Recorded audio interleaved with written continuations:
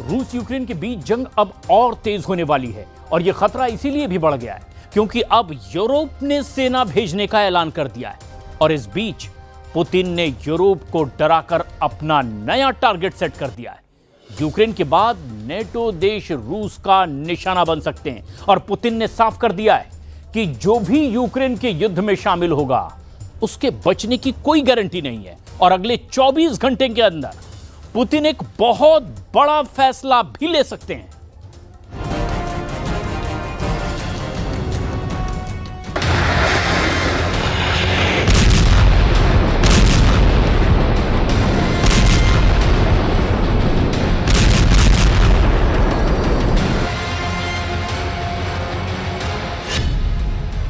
रूस और यूक्रेन युद्ध का सबसे खतरनाक पड़ाव।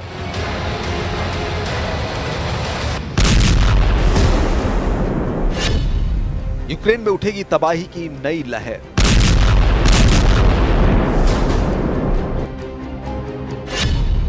पुतिन की तैयारी अमेरिका और यूरोप पर भारी।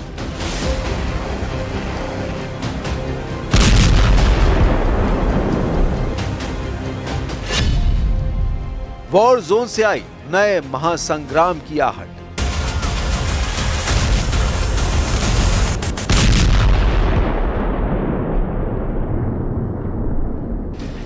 रूस और यूक्रेन के बीच जंग अब उस पड़ाव पर पहुंच चुकी है जहां से वापसी का कोई रास्ता नहीं है। अगर कोई रास्ता है तो वो है किसी की जीत का या फिर किसी की हार का, क्योंकि जो तस्वीरें यूक्रेन के शहरों से आ रही हैं वो यही बता रही हैं कि अब पुतिन की सेना ने यूक्रेन के खिलाफ अपने मिशन को पूरा करने की तरफ कदम बढ़ा दिया है। यानी अभी तक जो जंग की तस्वीरें दुनिया देख रही थी उससे भी भयानक तस्वीरें आने वाली हैं। अभी तक रूस की सेना ने अपने बारूदी तरकश के जिन हथियारों को छिपा रखा था वो अब बाहर आने वाले हैं और ये तस्वीरें इसी तरफ इशारा कर रही हैं। रूस और यूक्रेन की जंग अब उस खतरनाक मोड़ पर है जहां हर अगला कदम विनाश की एक नई कहानी लिख रहा है। I do not even know what to say, honestly.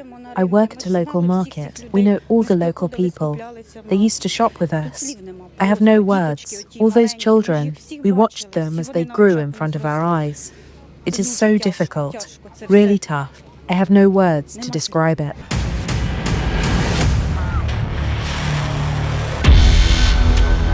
Putin की सेना अब सिर्फ फ्रंट लाइन पर नहीं बल्कि सीधे यूक्रेन के दिल पर वार कर रही है। कीव से लेकर खार्किव और डोनेस्क तक आसमान में सिर्फ मिसाइलों की आवाज है और जमीन पर मलबे के ढेर। महज एक हफ्ते में रूस ने हाई प्रिसिशन हथियारों और ड्रोन से 7 बड़े ग्रुप स्ट्राइक किए। टारगेट साफ थे, यूक्रेन की ताकत को जड़ से खत्म करना। हथियारों के कारखाने, एयरबेस, मिसाइल स्टोरेज डिपो और फ्यूल डिपो सब कुछ तबाह कर दिया गया। यानी यूक्रेन की उस ताकत पर हमला किया गया जिसका इस्तेमाल अब तक रूस के खिलाफ किया जा रहा था। इसी बीच रूस ने एक और बड़ा दावा किया है। रक्षा मंत्रालय के मुताबिक 23 से 29 अगस्त के बीच रूसी सेना ने डोनेस्क और निप्रोपेट्रोवस्क में 6 नई बस्तियों पर कब्जा कर लिया। इसका मतलब है कि धीरे धीरे रूस यूक्रेन के नक्शे से गांव और कस्बे मिटाता जा रहा है। ये सिर्फ इलाकों पर कब्जा नहीं बल्कि मनोवैज्ञानिक दबाव भी है, क्योंकि हर बस्ती पर कब्जे के साथ यूक्रेन के लोगों में डर गहराता जा रहा है। लेकिन यूक्रेन भी चुप नहीं है। रूसी हमलों के कुछ ही घंटों बाद जेलेंस्की की सेना ने रूस के ब्रांस्क क्षेत्र में एक डीजल फ्यूल डिस्ट्रीब्यूशन स्टेशन को उड़ा दिया। ये वही स्टेशन था जो रूस के सैनिकों को ईंधन सप्लाई करता था। यूक्रेन का संदेश साफ था, अगर रूस हमारी सप्लाई लाइन तोड़ेगा तो हम भी रूस की सप्लाई लाइन को निशाना बनाएंगे। फिर भी जंग का पलड़ा भारी दिख रहा है रूस के पक्ष में। वजह साफ है, पोक्रोवस्क दिशा। यहाँ रूस ने करीब 1 लाख सैनिक तैनात कर दिए हैं। हथियारों का जखीरा जुटा लिया गया है और यूक्रेनी खुफिया रिपोर्टों के मुताबिक रूस जल्द ही इस दिशा में सबसे बड़ा जमीनी हमला कर सकता है।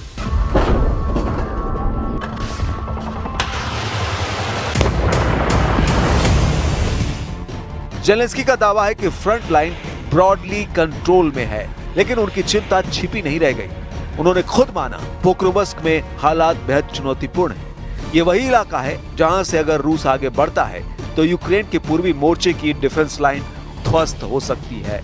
ये सब मिलकर उस तस्वीर को और साफ करते हैं जिसका अंदेशा दुनिया को पहले ही है कि ये जंग अब रुकने वाली ताकत से खेल रहे हैं। पुतिन ने अपने सैनिकों को तैयार कर दिया है और यूक्रेन अपने हर जवाबी वार में ये दिखाना चाहता है कि वो अभी भी जंग के मैदान में खड़ा है। लेकिन सच्चाई यही है, जंग में जीत किसी बयान से नहीं बल्कि हथियार से तय होती है।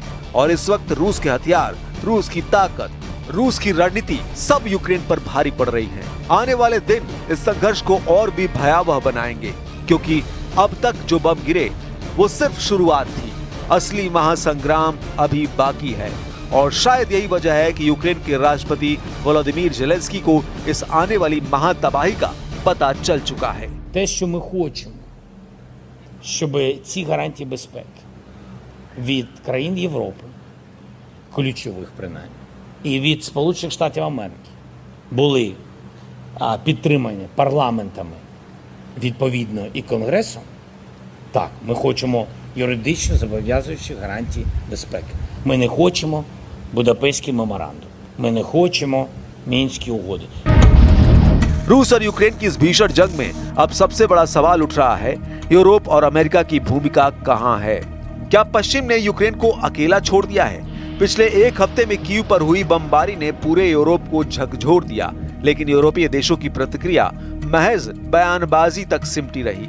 ब्रिटेन ने रूस के राजदूत को तलब किया, फ्रांस ने गंभीर चिंता जताई, जर्मनी ने गहरी निंदा की, लेकिन जमीन पर कोई ठोस कदम नहीं उठाया गया। न सैन्य हस्तक्षेप, न कोई प्रतिबंधों की कड़ी, न ही रूसी तेल गैस पर कोई ठोस पाबंदी। नतीजा साफ है, यूरोप इस युद्ध में सिर्फ तमाशबीन बनकर रह गया है। ट्रंप के अमेरिका की स्थिति और भी अजीब है। व्हाइट हाउस की बजाय ट्रंप की पॉलिटिक्स इस जंग पर हावी है। ट्रंप खुद कह रहे हैं, I am not surprised, not happy, लेकिन ये नॉट हैप्पी यूक्रेन की रक्षा नहीं कर सकता। ट्रंप बार बार दावा कर रहे हैं कि अगर वो सत्ता में होते तो रूस यूक्रेन की जंग 24 घंटे में खत्म कर देते। लेकिन सच्चाई ये है कि ट्रंप की इस बयानबाजी से रूस और पुतिन को ही फायदा मिल रहा है। दरअसल यूरोप और अमेरिका की नाकामी दो स्तरों पर साफ दिख रही है। पहला, सैन्य मोर्चे पर यूक्रेन लगातार हथियारों और गोला बारूद की कमी से जूझ रहा है। यूरोपीय देश वादा करते हैं, लेकिन डिलीवरी देर से होती है।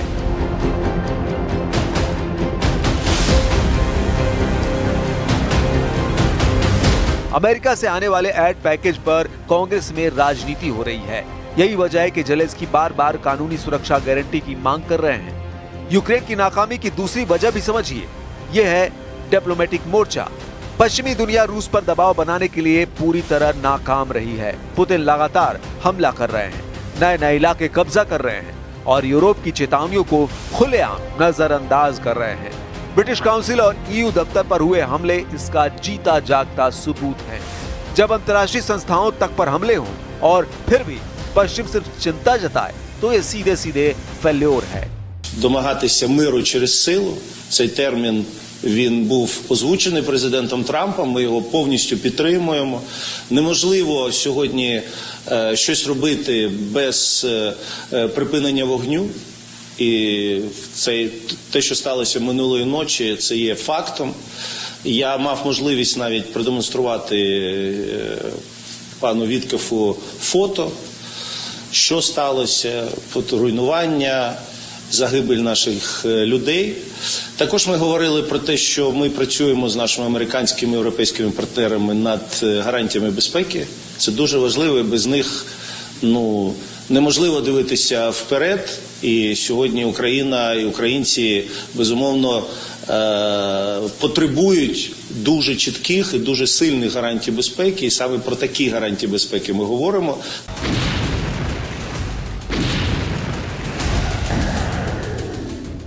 ट्रंप और यूरोप की ये कमजोरी रूस के लिए एक मौका है। पुतिन जानते हैं कि पश्चिम थक चुका है, अमेरिका अपनी राजनीति में उलझा है, यूरोप अपनी आंतरिक समस्याओं, इमिग्रेशन, इकोनॉमिक क्राइसिस और एनर्जी सिक्योरिटी से जूझ रहा है। ऐसे में अगर रूस यूक्रेन में और आगे बढ़ता है तो उसे रोकने वाला कोई नहीं होगा। यही वजह है कि आज दुनिया भर में नैरेटिव बन रहा है कि ट्रंप और यूरोप पूरी तरह फेल हैं। ज़ेलेंस्की को उम्मीद थी कि पश्चिम उनके लिए ढाल बनेगा, लेकिन अब वही पश्चिम सवालों के घेरे में है। इस युद्ध का असली सच यही है कि जब बड़े देश राजनीतिक बयानबाजी और कूटनीतिक दिखावे में उलझ जाते हैं, तब छोटे देश युद्ध भूमि पर अकेले पड़ जाते हैं। और इस वक्त यूक्रेन उसी अकेलेपन का सबसे बड़ा उदाहरण है। लेकिन ये मामला सिर्फ यूक्रेन की बेचारगी तक सीमित नहीं है। ये हालात तमाम चुनौतियों के बीच लगातार बढ़ती रूस की ताकत और पुतिन की मजबूत इच्छा शक्ति की तरफ भी इशारा करते हैं।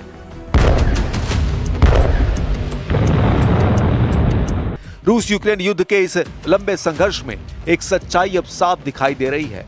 पुतिन हर कदम सोच समझकर, रणनीति बनाकर और धैर्य से उठा रहे हैं। यही वजह है कि आज जंग के मोर्चे पर रूस का पलड़ा पहले से कहीं ज्यादा भारी है। पुतिन की सबसे बड़ी ताकत है उनका धैर्य और विजन। उन्होंने न तो युद्ध में जल्दबाजी दिखाई और न ही अपने संसाधनों को एक झटके में झोंक दिया, बल्कि उन्होंने यूक्रेन को धीरे धीरे थकाने की रणनीति अपनाई। एक तरफ रूस लगातार नई बस्तियों पर कब्जा कर रहा है, दूसरी तरफ वो अपनी ताकतवर मिलिट्री इंडस्ट्रियल मशीनरी को एक्टिव कर चुका है। रक्षा मंत्रालय की रिपोर्ट के मुताबिक सिर्फ पिछले 6 महीने में रूस ने मिसाइल और ड्रोन प्रोडक्शन में 40% तक की बढ़ोतरी कर दी है। इसका मतलब साफ है, जितना ज्यादा युद्ध लंबा चलेगा उतना रूस को फायदा होगा। यही वजह है कि पुतिन अब हर मामले में हाई प्रिसिशन हथियारों और ड्रोन का इस्तेमाल कर रहे हैं। दूसरी ताकत रूस की ऊर्जा राजनीति। यूरोप ने रूस से गैस और तेल खरीदना बंद करने की कोशिश की, लेकिन सच ये है कि रूस ने नए बाजार ढूंढ लिए। चीन, भारत और एशिया के कई देशों में रूसी ऊर्जा की खपत लगातार बढ़ रही है।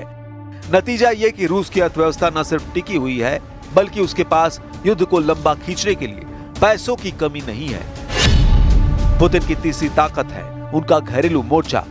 जंग लंबी खींचने के बावजूद रूस के अंदर पुतिन की पकड़ ढीली नहीं पड़ी। सरकारी आंकड़ों और पश्चिमी खुफिया रिपोर्टों के मुताबिक रूस ने पुतिन के समर्थन का ग्राफ 70% से ऊपर बना हुआ है। यही कारण है कि पुतिन अपने हर बड़े फैसले में बिना दबाव के आगे बढ़ पा रहे हैं।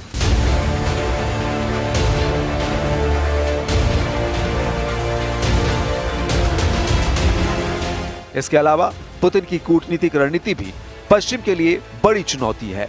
ब्रिक्स देशों से लेकर ग्लोबल साउथ तक रूस ने लगातार अपने लिए समर्थन जुटाया है। अफ्रीका, लैटिन अमेरिका और एशिया के कई देश रूस को एंटी वेस्ट ताकत के तौर पर देख रहे हैं। संयुक्त राष्ट्र में भले ही निंदा प्रस्ताव आते हों, लेकिन असल दुनिया में पुतिन को कूटनीतिक अकेलापन झेलना नहीं पड़ रहा। और अब चौथी और सबसे अहम ताकत, फौजी जमावड़ा। यूक्रेन के राष्ट्रपति जेलेंस्की ने खुद स्वीकार किया है कि रूस ने पोक्रोवस्क दिशा में लगभग 1 लाख सैनिक तैनात कर दिए हैं। इसके साथ ही टैंकों, तोपों और मिसाइलों का विशाल भंडार तैयार है। इसका मतलब है कि आने वाले दिनों में रूस किसी भी वक्त सबसे बड़ा जमीनी हमला कर सकता है। इन सारी बातों को जोड़कर देखें तो तस्वीर साफ हो जाती है। पुतिन न तो थके हैं, न झुके हैं और न ही रुके हैं। वो युद्ध को अपनी शर्तों पर आगे बढ़ा रहे हैं। पश्चिम की कमजोरी और यूक्रेन की थकान ने उन्हें और मजबूत बना दिया है। यही कारण है कि आज की दुनिया में ये नैरेटिव मजबूती से उभर रहा है कि अब इस जंग का फैसला पुतिन के बम से होगा।